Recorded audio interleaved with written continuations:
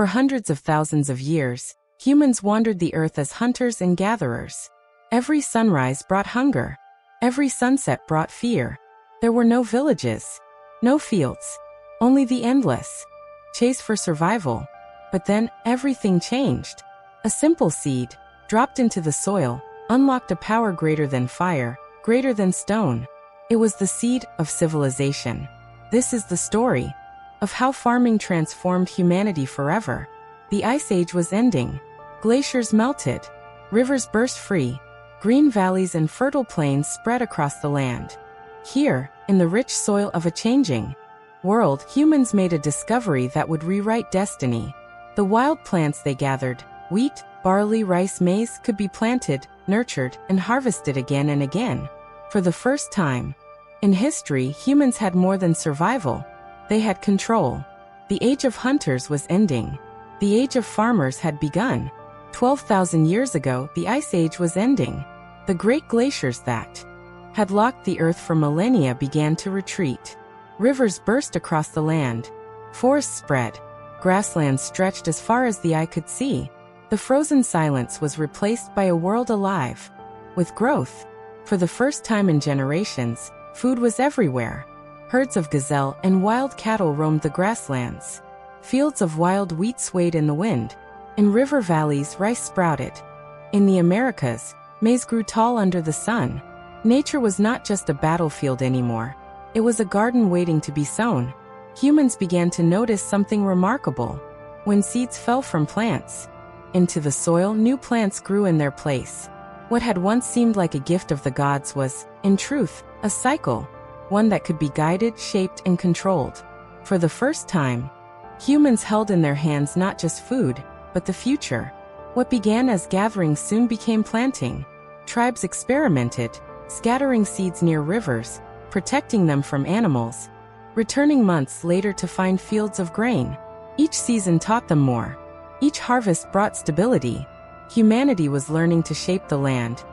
And the land, in turn, was shaping humanity. This was the turning point. For the first time, humans did not have to wander endlessly. The land itself could feed them, if only they were willing to work it. The hunters were becoming farmers. And with that shift, the foundations of civilization were laid. For thousands of years, humans followed the herds, chasing prey across vast landscapes. But now the land itself was food. No longer forced to wander, tribes began to settle. They chose fertile valleys, riverbanks, and grassy plains, places where seeds grew strong. The age of endless wandering was ending. With farming came permanence. Temporary shelters of branches and hides became huts of wood and stone. Fires burned not just for a night, but for generations. Villages rose from the soil. Small clusters of families bound together by the land. For the first time, humans could plan for the future. Fields planted in spring meant food in autumn. Grain stored in clay pots meant survival. Through winter, stability gave them time. Time to build, time to dream, time to grow. But the gift of farming was also a chain. The hunt had been dangerous, but quick. Farming was endless. Soil had to be broken. Fields cleared. Water carried. Day after day, season after season, survival now meant toil beneath the sun. Yet this labor gave humans something priceless: control. No longer at the mercy of the hunt, they shaped the land with their own hands. For the first time, humanity was not simply surviving in nature. They were beginning to master it. But farming was not a gift without cost. It demanded more work than hunting, tied humans to the soil, and created new dangers never faced before. The seed that gave life also carried its own price. Farming gave food, but it demanded a new kind of struggle. The hunt was dangerous but swift. Farming was endless. From dawn to dusk, fields had to be cleared, seeds planted, weeds pulled, water carried. Survival was no longer a battle of the spear, but of the back, the hands, and the soil. Hunters could move when prey vanished. Farmers were chained to their land. When rains failed, when floods destroyed crops, when pests devoured the fields, hunger struck harder than ever before. The seed that promised life could also bring famine. And with farming came something new: war. Land meant food. Food meant power. Neighbors became rivals. Rivals became enemies. The first battles were not fought for kingdoms or gold. They were fought for fields of grain. Villages brought safety in numbers, but also sickness. Crowded huts, unclean water, and animals kept close to homes spread disease. Illness swept through communities faster than ever before.